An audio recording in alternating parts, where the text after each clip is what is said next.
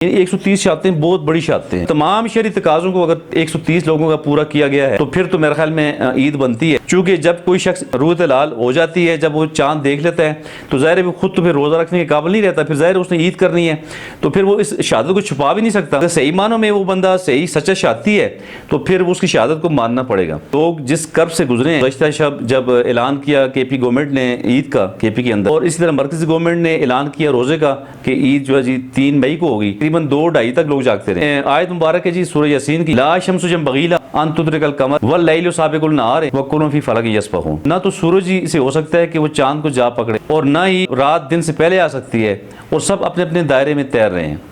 तो बहरहाल किसी सियारे की मजाल नहीं है कि वो एक फ्रैक्शन ऑफ सेकंड भी पहले आ जाए। अगर देखा जाए तो रूह लाल पर ही रमज़ान का आगाज़ और इख्तिताम मौकूफ़। मरकज़ियत की बात करते हैं, मरकज़ को किस तरह फॉलो किया जाए, तो वो भी जब शरीयत ये कहती है कि आप मरकज़ को फॉलो करें, किसी भी स्टेट की जो मरकज़ियत है उसको फॉलो करना भी हम सबका फ़र्ज़ है ना होगा। चूँकि इस बात पर हुकूमतों का आपस में इत्तफाक़ नहीं हुआ, तो इत्तफाक़ करना चाहिए था।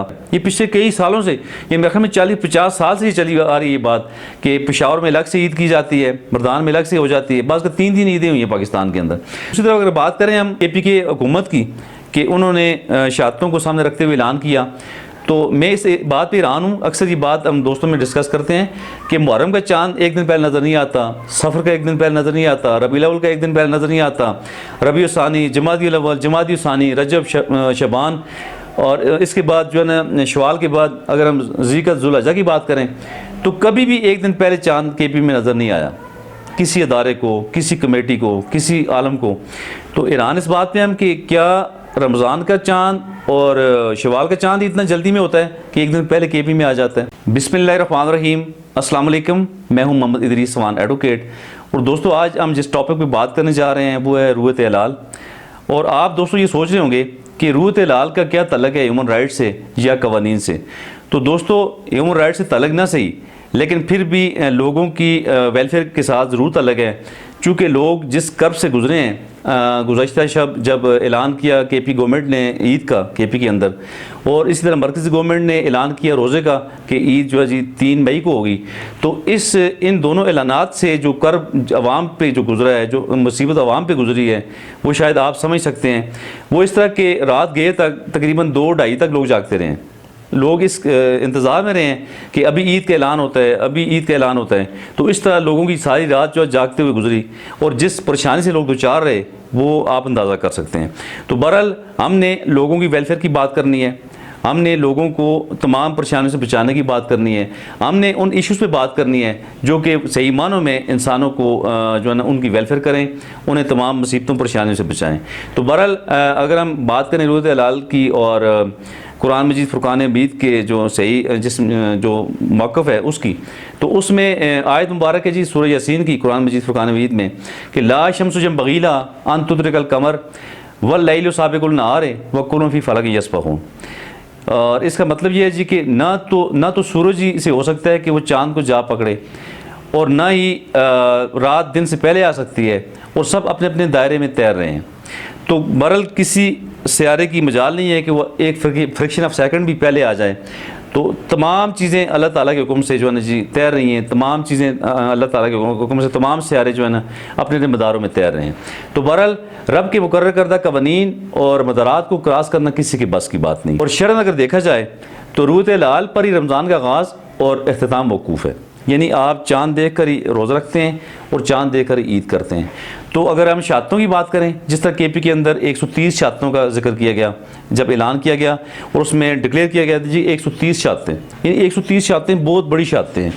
अगर उस मैयार को हम टच करें, अगर जो मैयार है शहादतों का कि वो बंदा सोम सलात का पाबंद हो, वो बंदा यानी कि काबिल एतमाद हो, उस पर एतमाद किया जा सके, और अलावा जी बाकायदा ओथ होता है और बाकायदा शहादतों की गवाही जो मैंने पूरा एक प्रोसेस रखा गया है कि वो बंदा किस तरीके से आगे गवाही देगा और किस तरीके से अपनी बात को जगह पे पहुंचाएगा। अगर तमाम शहरी तकाज़ों को अगर 130 लोगों का पूरा किया गया है तो फिर तो मेरे ख्याल में ईद बनती है। चूँकि जब कोई शख्स रूह लाल हो जाती है, जब वो चाँद देख लेता है तो ज़ाहिर है वो खुद तो फिर रोज़ा रखने के काबिल नहीं रहता, फिर ज़ाहिर है उसने ईद करनी है, तो फिर वो इस शहादत को छुपा भी नहीं सकता। अगर सही मानों में वो बंदा सही सच्चा शहादती है तो फिर वो उसकी शहादत को मानना पड़ेगा। तो बहरहाल दूसरी तरफ अगर हम देखते हैं, मरकज़ियत की बात करते हैं, अगर अवाम के में कर्ब जो है, जो कर्ब अवाम जिस कर्ब से गुजरी है उस कर्ब की बात करें, तो अगर हम फिर मरकज़ियत की बात करके मरकज़ को किस तरह फॉलो किया जाए, तो वो भी जब शरीयत ये कहती है कि आप मरकज़ को फॉलो करें, किसी भी स्टेट की जो मरकज़ियत है उसको फॉलो करना भी हम सबका फ़र्ज़ है।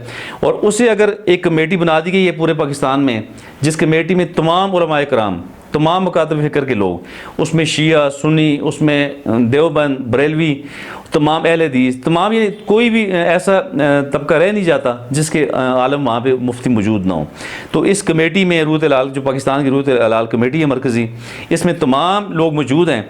तो उन्हें अख्तियार हासिल है कि वो रूह लाल के वाले से फ़ैसला करें, चाँद देखें, फिर उस पर ईद का ऐलान करें या रमज़ान मुबारक का ऐलान करें। तो फिर सूबों को उस मरकज़ियत को फॉलो करना होगा। चूँकि इस बात पर हुकूमतों का आपस में इत्तफाक़ नहीं हुआ, तो इत्फाक करना चाहिए था। चूँकि वो मरकज़ की बात थी, तमाम सूबों ने, तमाम स्टेक होल्डर्स ने मिल के एक कमेटी बनाई जिसे फॉलो करना हम सब पे फ़र्ज़ है। तो अगर हम उस फ़र्ज़ की बात करें तो फिर मरकज़ को फॉलो करना चाहिए। बहरहाल यहाँ पे हुकूमतों का आपस में तसादम रहा है, जो जिसकी वजह से अवाम बहुत ज़्यादा शदीद परेशानी में बतला रहे हैं, और ये हमेशा से ये चला आ रहा है। ये पिछले कई सालों से, ये मेरे ख्याल में 40-50 साल से ये चली आ रही है ये बात कि पेशावर में अलग से ईद की जाती है, मर्दान में अलग से हो जाती है। बस 3 ईदें हुई हैं पाकिस्तान के अंदर, तो 2 ईदें तो अक्सर हमने देखा है कि 2 ईदें होती हैं, लेकिन 3 ईदें भी कई दफ़ा हुई हैं। और कल भी अफ़गानिस्तान के साथ एक एजेंसी हमारी पेशावर के साथ एक एजेंसी की ईद कल गुजर चुकी है, तो इस तरह 3 ईदें फिर भी हो गई हैं पाकिस्तान के अंदर। तो बहरहाल इस पे मरकज़ियत को फॉलो करना चाहिए, ये भी अलग एक डिबेट है। तो अगर मरकज़ियत फॉलो नहीं करती तो उन शहादतों पे मरकज़ियत गौर करे कि क्या वो शहादतें सही हैं। अगर वो शहादतें सही माने में शरई तकाज़ों के मुताबिक पूरी हैं तो फिर ईद का ऐलान होना चाहिए था। और दूसरी तरफ अगर बात करें हम KPK हुकूमत की, कि उन्होंने शहादतों को सामने रखते हुए ऐलान किया, तो मैं इस बात पे हैरान हूँ। अक्सर ये बात हम दोस्तों में डिस्कस करते हैं कि मुहर्रम का चांद एक दिन पहले नज़र नहीं आता, सफ़र का एक दिन पहले नज़र नहीं आता, रबीउल अव्वल का एक दिन पहले नज़र नहीं आता, रबीउल सानी, जमादियुल अव्वल, जमादियुल सानी, रजब, शबान, और इसके बाद जो है ना शवाल के बाद अगर हम ज़िलक़अदा ज़ुल्हिज्जा की बात करें तो कभी भी एक दिन पहले चांद KP में नज़र नहीं आया, किसी अदारे को, किसी कमेटी को, किसी आलम को। तो ईरान इस बात पे हम कि क्या रमज़ान का चांद और शवाल का चांद इतना जल्दी में होता है कि एक दिन पहले KP में आ जाता है? तो ये भी सोचने की बात है। इस पे हम तमाम स्टेक होल्डर्स को, तमाम अदारों को, तमाम हमारे मौसमियात के जितने भी हमारे ओहदेदार हैं, और इसी तरह रूह लाल की कमेटी के जितने भी लोग हैं, इन तमाम लोगों को और हुकूमतों को मिलकर सोचना होगा कि हम किस तरफ जा रहे हैं। क्या हम KP के अंदर ठीक कर रहे होते हैं या मरकज़ में ठीक कर रहे होते हैं? बहरहाल इन दोनों हुकूमतों को आपस में बैठ के बात करना होगी और एक पेज पे आना होगा। फिर एक दूसरी बात भी हम नहीं सोच सकते कि इतना बड़ा मुल्क भी नहीं है पाकिस्तान कि खुदा न खास्ता इंडिया की तरह या रशिया की तरह या चाइना की तरह बहुत बड़ा कंट्री है जिसकी टेरिटरी बहुत बड़ी है, तो जिसके एक कोने में चांद नज़र आ जाता है, दूसरे कोने में फासला बहुत ज़्यादा है और उसमें चांद देर से नज़र आता है। ऐसी बात भी नहीं है। तो जब ऐसी बात भी नहीं है तो फिर पेशावर में जो चांद नज़र आने वाली शहादतें हैं, अगर वो सही मानों में अथेंटिक हैं तो उन पर फिर मरकज़ को बात करनी चाहिए, मरकज़ को उन्हें कंसिडर करना चाहिए। तो अगर खुदा न खास्ता वो फेक शहादतें हैं तो फिर KP गवर्नमेंट को सोचना चाहिए, उन माहिरीन को सोचना चाहिए कि क्या हम क्या करने जा रहे हैं। हम लोगों से एक दिन पहले रोज़ा रखवा लेते हैं, ये एक दिन पहले खुदा न खास्ता ईद करवा देते हैं, तो ये कितना बड़ा जुर्म है, कितनी बड़ी ज़्यादती है। तो बहरहाल दोनों सूरतों में अवाम बहुत परेशान है। अवाम की परेशानी ख़त्म होनी चाहिए और हुकूमतों को मिलकर एक ऐसा मैकेनिज़्म सेट करना चाहिए ताकि हमेशा के लिए हम इस चीज़ से छुटकारा हासिल कर लें और हमारा हमेशा का जो मसला ईद उल फितर का और रमज़ान मुबारक का वो सही मानों में अदा हो सके और अवाम जो है ना जी सुख का सांस ले सके।